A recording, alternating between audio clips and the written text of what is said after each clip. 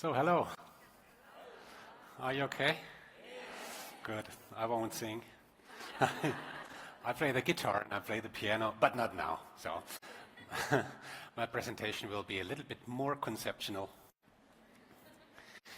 I'm with HR since, I don't know, since 30 years, I would say. 2005, I became HR professor.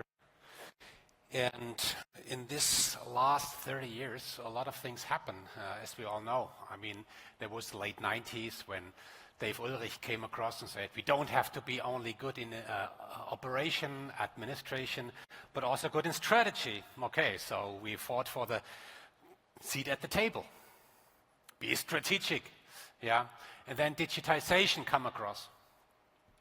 E-recruiting, e-learning, applicant tracking systems, employee self-services, new business model, efficiency, a new way of leadership and organization, agility.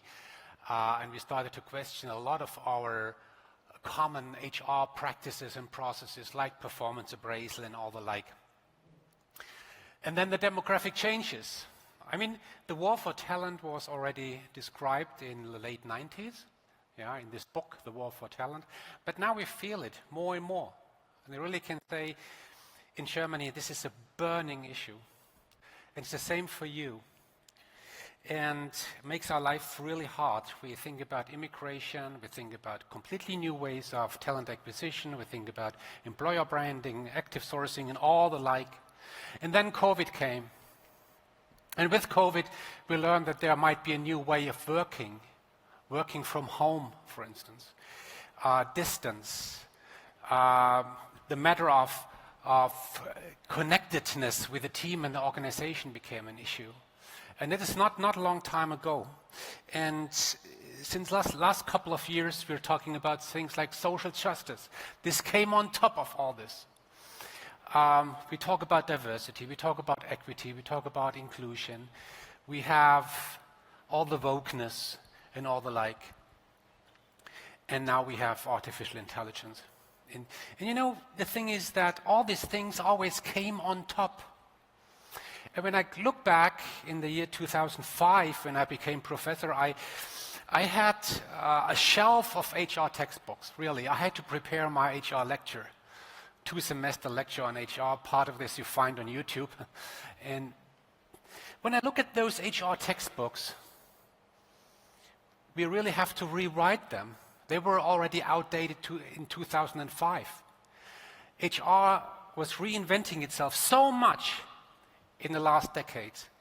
And that really overwhelms us a little bit. And the thing is, what I've seen in the last 20 years in HR, and I've seen a lot, is that we were very much driven by those developments. We were very much driven by digitization, COVID, social justice, and all these things. And what I would like to show you today is an alternative instead of being just driven by external trends, forces, zeitgeist, and all the like.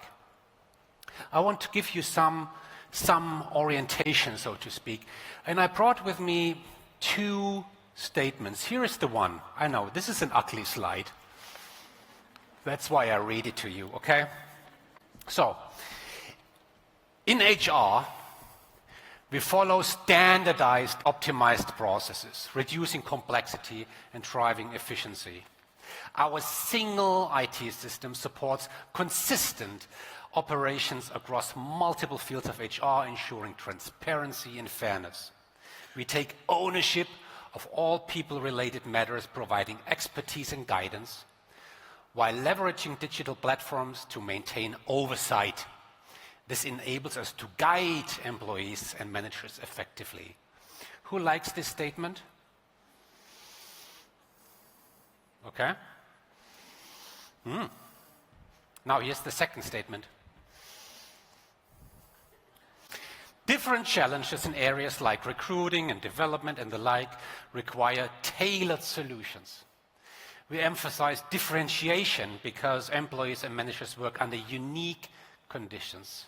We value individuality and avoid standardization. We believe they know best what works for them, so we enable them to take responsibility for HR matters. Our role is to support their autonomy.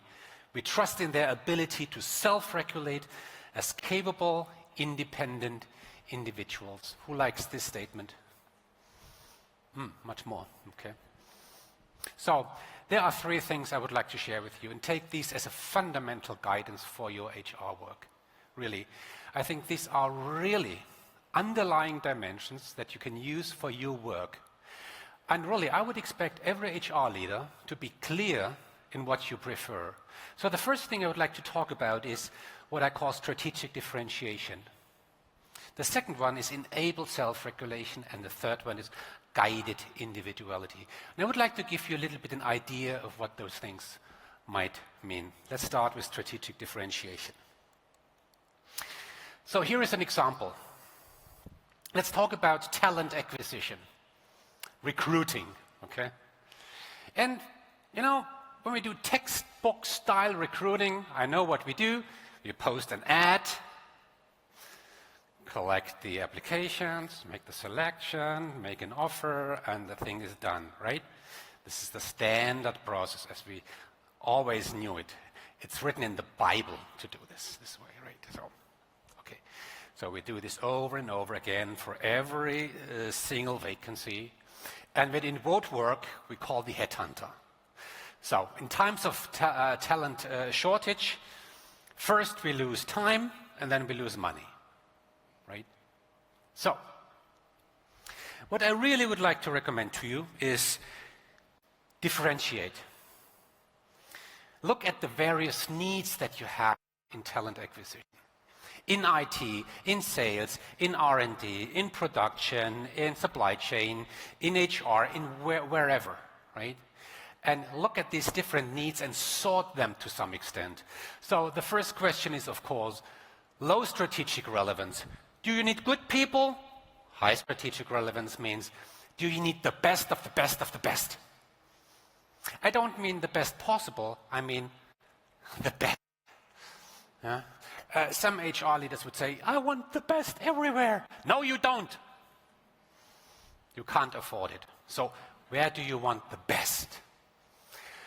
Some would say, well, I want to have the best of the best scientists on this position because the future of the organization depends on it. I want to have the best data scientist here because the future of our organization depends on this. Okay, that is strategic relevance.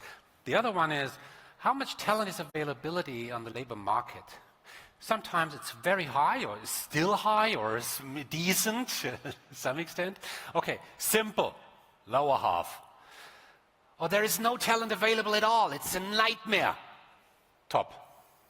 Sometimes you have a high volume. We want to hire 50 truck drivers every year. We want to hire 100 nurses every year. We want to hire 500 software developers every year. This is volume. And sometimes you only have a single demand every 5 years for one position. Okay? Now, let's sort things into this, and then you get a portfolio like this. And now, a good idea is now to differentiate different scenarios. This is what I would call simple hiring. Simple hiring. You don't need the best. You need the people. They're still available. What do you do there? Job ads. Right. Okay. Specialist hiring. You need one single person where you know there are only 7 people out there in the labor market. It's a nightmare. Forget job ads. Here you have to move. This is hunting. Together with your colleagues, you go out and find this person somewhere on LinkedIn or wherever. And this is much effort. It's direct recruiting, or some would name it active sourcing. Much effort. Here, this is what we call difficult mass hiring or difficult volume hiring. Here you do your nice employer branding campaign, right? That's cool, really. Here you use referral programs. Here you think big, right? And you have very nice recruiting processes that are friendly, Amazonish, so to speak. And here, you want to have the best of the best of the best. Very hard to get. You can't do it by your own. Call the executive search consultant or the headhunter. So you see, these are 4 different scenarios. And that really helps. If I would be your CEO, I would ask you, okay, what is your talent acquisition strategy? And I would like to see something like this. And don't show me your recruiting process. So differentiate. And I could do the same with learning. I could do the same now with pay. I could do the same with everything. The fundamental idea is think differently, yeah, and sort things, and then act upon your differentiation. Now let's talk about self-regulation. I know I've seen where we all came from. We came from organizations like this. You know, we had these different positions and the employees doing their job, and we had the job description and all the like. And when the position became vacant, HR came across and make sure that the vacancy will be filled. Okay, that was our job. And when you look into an old HR textbook, you find this definition. Our job is the right employees at the right time in the right place. This is what we do.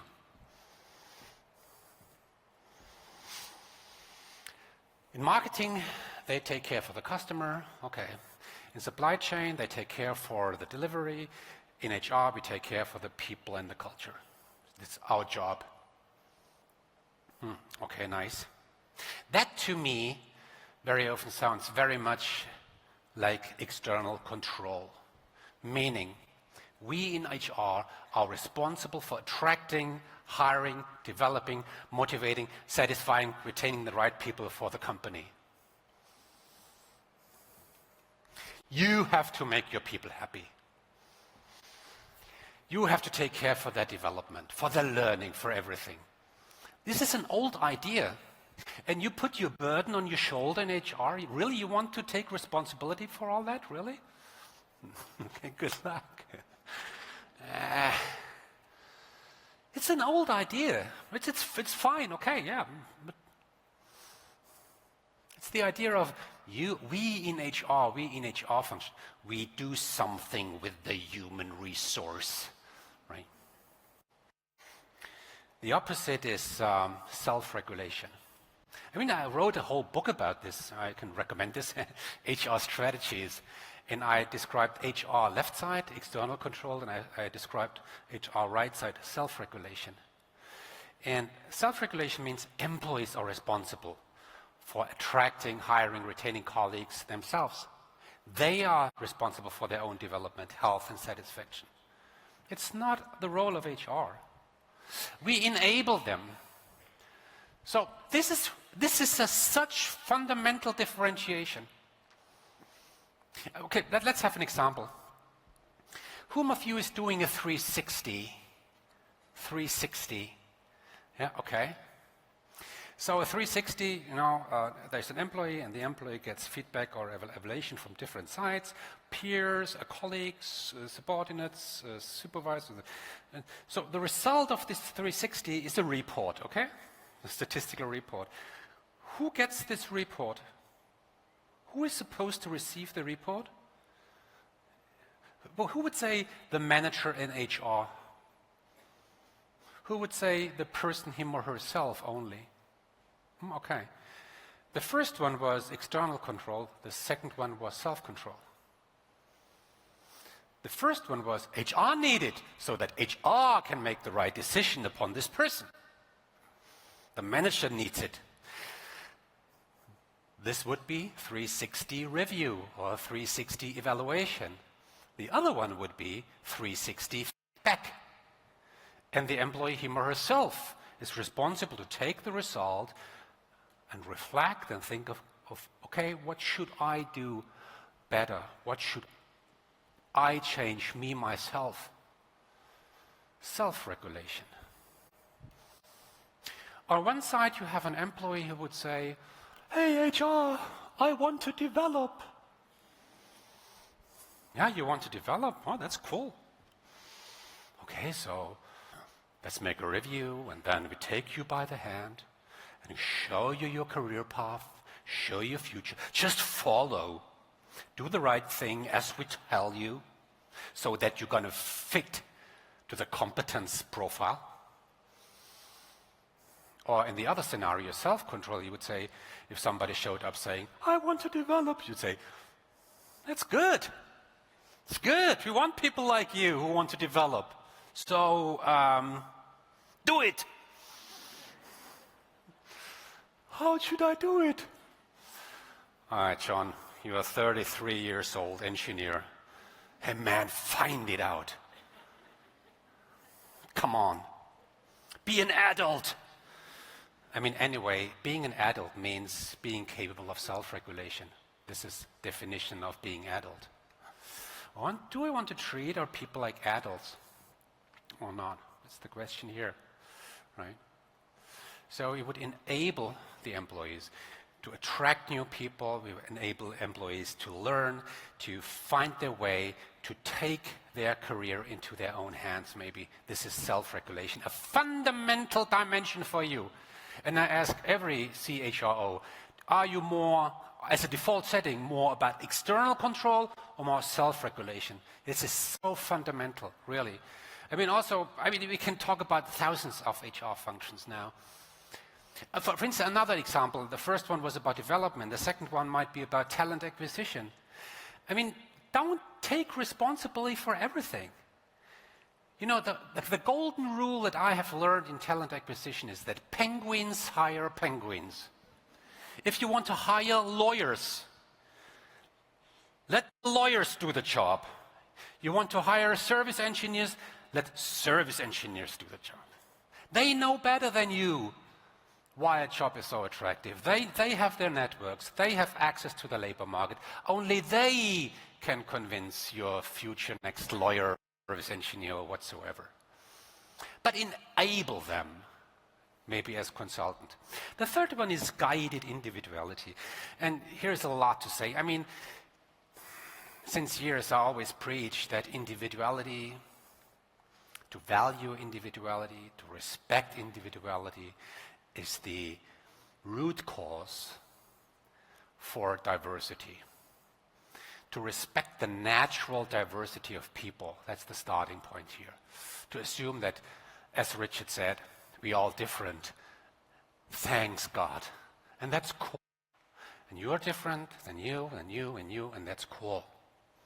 Be who you are. It's absolutely fine. So as HR, we might better respect this. But really, one reason why I sometimes really hated HR is that because we don't respect this. And we treat people as if they would all be the same, like in logistics. We are all kind of parcels with different characteristics. No, we're not. And you know, one example where I really find it the most is when I look at performance appraisal. Oh my God. Every year the same conversation about the same topic with the same formula with all employees. All managers have to do the same on all levels in all functions. Standardized process. Not cool. People don't like it, as you know.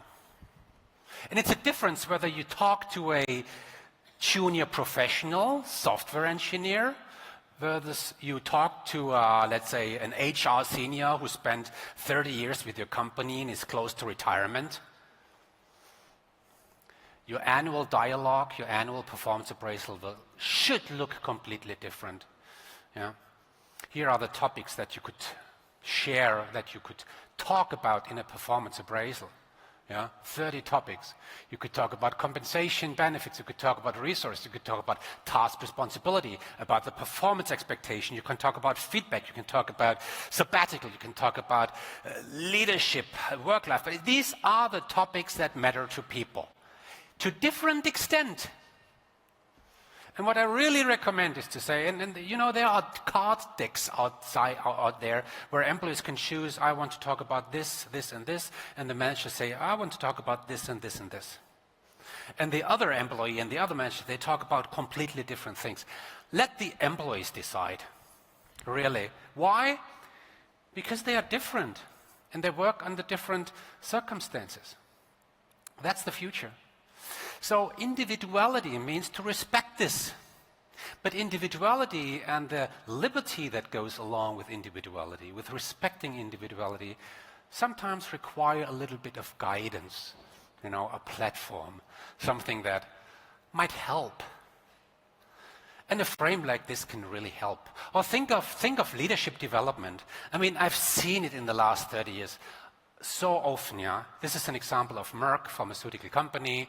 This is their leadership framework, yeah. Be purposeful, be future-oriented, be innovative, be result-driven, be collaborative, be empowering. And if you fit to these six things, then you are a good leader. You're a good leader. Really? I don't believe this anymore, really not. This is boss. This is, come on, meaningless. Yeah, it's outdated, I know. But it's just an example. And I can take any organization. I can take any kind of example. Let's talk about leadership now. Let's talk about what really matters for leaders every single day. Yeah? This is a situation that every leader sees every day. You get a mail like this. You know, I'm a dean of a faculty. I get mails like this every day. Hey, Jane, as discussed, the team and I have revisited the workshop concept over the past few days, and I have revised it once again. You can find our ideas attached. It would be great if you could give us feedback by tomorrow evening on whether this is fine with you. Then we could move forward with the implementation quickly. John.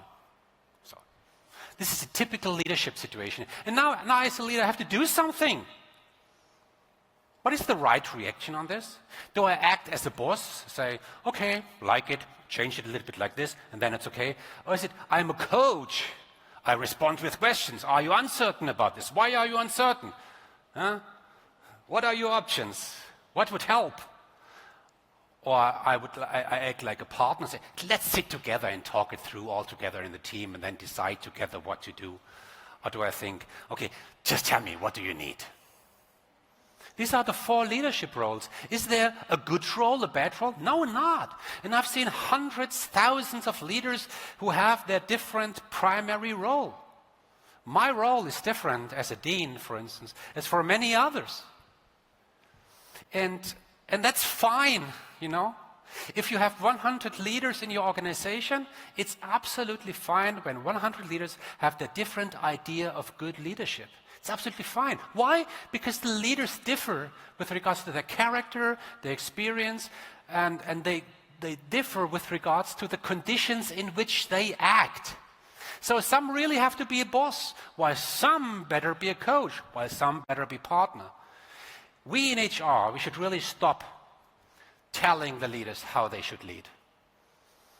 They should find it out. And this is, again, a self-regulation. Yeah? Need to help them to find their own individual idea of leadership. I truly believe in this. And that is diversity. Having 100 different leaders with 100 different ideas of leadership. That's absolutely fine. That's diversity. Yeah? So, do you want to have a one-size-fits-all or more strategic differentiation? In your organization, to what extent do you want to follow external control? To what extent enable self-regulation? To what extent do you want to have a standardization versus guided individuality? I would say, based on my experience, these are at least 3 very, very important dimensions that we should consider and reflect on in HR. There's much more to it. But maybe then that can help a little bit, your own orientation. Thank you so much for listening. Thank you. Professor, thank you. Okay. Before we go on, if you're a professor, we really want to hear one of your failed stories in HR. Failed story? Done by yourself, personally.